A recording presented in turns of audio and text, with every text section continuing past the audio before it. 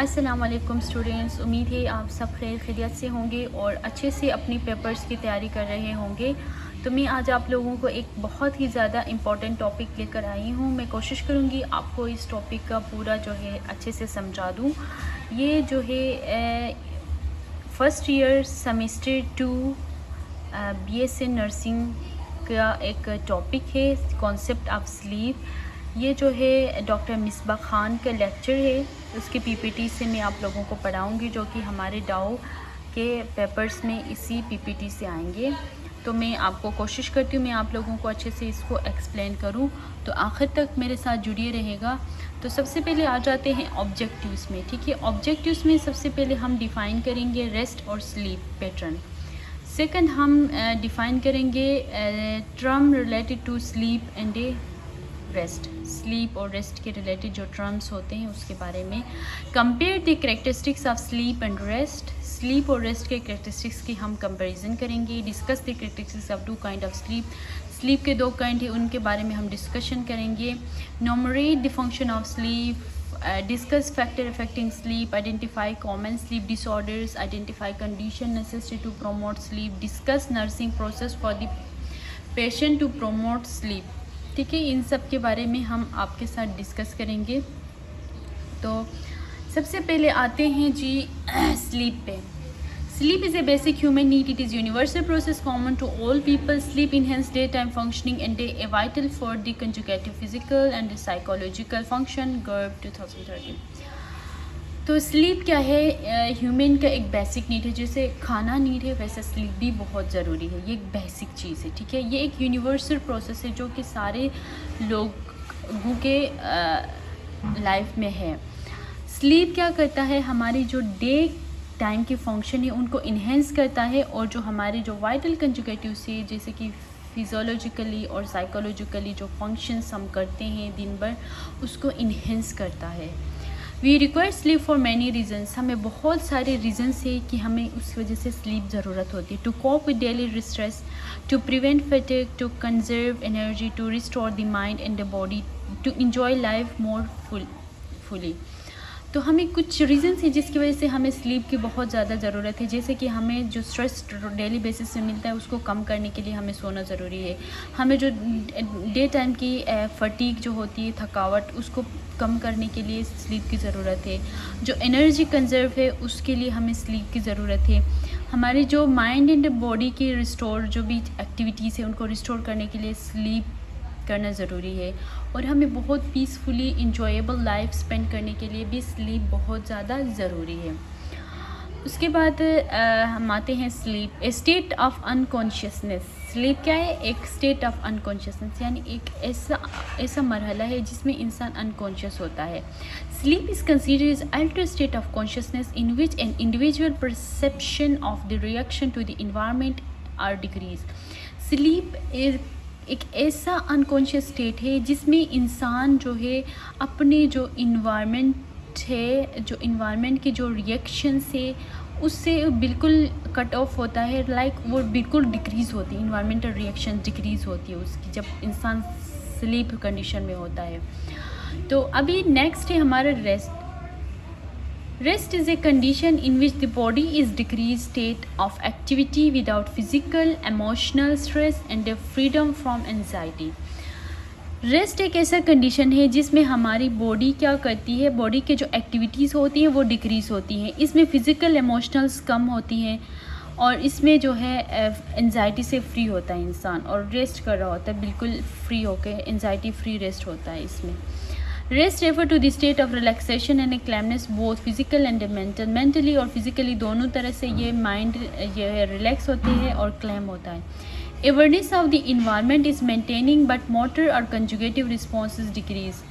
जो इन्वायरमेंट है अवेयरनेस से वो क्या होती है, उसको अवेयरनेस होती है इन्वायरमेंट की, लेकिन जो मोटर कंजुगेटिव रिस्पॉन्सेज होती हैं उसकी डिक्रीज़ होती हैं इन द रेस्ट। स्लीप में बिल्कुल अनकॉन्शियस होता है, वो बिल्कुल कट ऑफ होता है, लेकिन रेस्ट में उसको अवेयर होता है कि उसके सराउंडिंग में क्या चल रहा है, लेकिन वो उसकी डिक्रीज़ होती है मोटर एक्टिविटीज़, राइट। तो हम आते हैं टाइप ऑफ स्लीप पे। स्लीप के जो है बेसिक जो टाइप्स है वो है 2। ठीक है, Sleep architecture referring to the basic organs of the normal sleep, electroencephalogram, EEG pattern, eye movement and eye muscle activity are used to identify the stages of sleep. हमारे पास कुछ रेडियोलॉजिकल टेस्ट है जिसको EEG कहते हैं, इलेक्ट्रोएंसेफेलोग्राम, जो कि EEG short form में कहा जाता है। ये एक टेस्ट होता है जिससे हम क्या करते हैं कि ये कौन से स्टेज ऑफ स्लीप में है ये हम रिकॉग्नाइज कर सकते हैं, इसको आइडेंटिफाई कर सकते हैं। तो स्लीप के हमारे पास 2 टाइप है, NREM और REM। NREM का फुल फॉर्म है non repeat I moment sleep, REM का मतलब है रिपीट आई मोमेंट स्लीप। तो आए आगे देखते हैं कि इसका क्या मतलब है। सबसे पहले हम पढ़ते हैं स्लीप साइकिल, ठीक है। स्लीप साइकिल में हमारे पास 4 स्टेजेस है। Light transition sleep, drowsy and deep being, stage 1 होता है ये। इसमें मतलब हल्की हल्की नींद होती है, थोड़ा सा इंसान ड्राउजी होता है लेकिन इतने डीप नहीं होती। स्टेज 2 में more stable sleep, chemical block in the senses making the difficult to waken. Stage 2 में क्या होता है कि स्टेबल स्लीप होती है, इसमें हमारे जो केमिकली सेंसेस होती हैं, सेंसरी रिसेप्टर्स जो है वो ब्लॉक हो जाती हैं और उठने में मुश्किल हो जाता है, ये सेकंड स्टेज में। थर्ड स्टेज में deep sleep, growth hormone is released, यानी थर्ड स्लीप बहुत ज़्यादा डीप स्लीप होती है, इसमें हमारे ग्रोथ हार्मोन रिलीज़ होते हैं, ठीक है। गोनाडोट्रोपिन हार्मोन जो कि ग्रोथ हार्मोन है वो हमारे रिलीज़ होते हैं थर्ड स्लीप में। उसके बाद हमारे पास REM स्लीप है, रिविटलाइजर मेमोरी इंटेंसिव ड्रीम्स एकर। REM में क्या होता है कि ये वो स्टेज है ना जिसमें हमें ड्रीम्स आते हैं, ख्वाब आते हैं, ठीक है, ये वो वाला स्टेज है। REM 25% होता है, N1 5% होता है, N3, ये जो टेबल है आप इसको याद रखिएगा for the exam point of view. उसके बाद NREM2, NREM1, NREM3, NREM और ड्राउजी। सबसे पहले तो NREM1 का मैं आपको बता दूं, मैं जूम करके दिखाती हूँ। NREM1, when we first fall sleep we enter non rapid eye movement NREM sleep. जब हम पहली दफ़ा सोने की कोशिश करते हैं तो हमारी नॉन रैपिड आई मूवमेंट हो जाती है, इससे हमारी आंखें की जो अंदर गोल है वो मूवमेंट कर रहा होता है। NREM2 में क्या होता है, stage 1 and 2 are light sleep of sleep from which we can easily be roused. ये वो स्लीप है, स्टेज है जिसमें हम ईज़िली रोस्ट कर सकते हैं। और स्टेज 3 में क्या होता है, is a deeper stage of sleep and some many feel disoriented if woken. Stage 3 में ये बहुत ज़्यादा गहरा स्लीप होता है, इसमें उठना मुश्किल हो जाता है। REM generally after going through the NREM stages we enter stage 4 which is known as rapid eye movement REM sleep. It is during the REM stage that we dream, यानी REM स्टेज वो होता है जब हमारे NREM stages से हम जब inter करते हैं 4 स्टेज में, तो वो हमारा होता है REM स्लीप, जिसमें हम ड्रीम्स देखते हैं। उसके बाद ड्राउजी और उसके बाद वही चीज़ें हो जाती है, ठीक है। उसके बाद NREM sleep, about 75% 80% of sleep during night NREM sleep. Above 75% 80% of sleep during night is NREM sleep. 75% to 80% जो sleep होती है वो होती है NREM sleep. NREM sleep previously divided into 4 stages, now divided into 3 stages. NREM previously हमने उसके 4 stages पढ़े थे, अब हम इसके 3 stages पढ़ेंगे।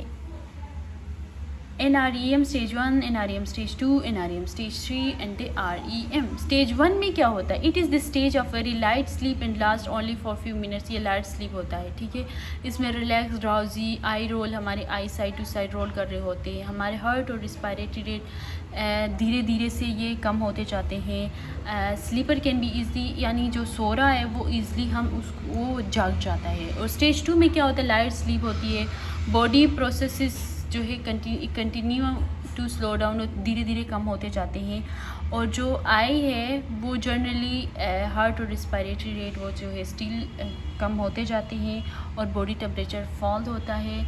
और जो भी इंसान स्टेज 2 में है वो क्या करता है, intense stimuli than in stage 1 to awaken वो स्टेज 4 में डीपेस्ट स्लीप होती है, जिसमें हम क्या करते हैं, डीप स्लीप करते हैं। तो ये इंपॉर्टेंट चीज़ आप खुद पढ़िएगा। कैरेक्टरिस्टिक्स पढ़ते, एक्टिव ड्रीमिंग, ड्रीम रिमेंबर में बी डिफ़िकल्ट एरोसिस। सो यहाँ तक मेरा लेक्चर था। इससे आगे हम अगले वाले लेक्चर भी पढ़ेंगे। उम्मीद है कि यहाँ तक आप सबको समझ आया होगा। अगर किसी को कोई कन्फ्यूजन है तो वो मुझे कमेंट सेक्शन में बता दी। इसका नेक्स्ट पार्ट जो है मैं नेक्स्ट उसमें जो है अपलोड करूँगी इंशाल्लाह।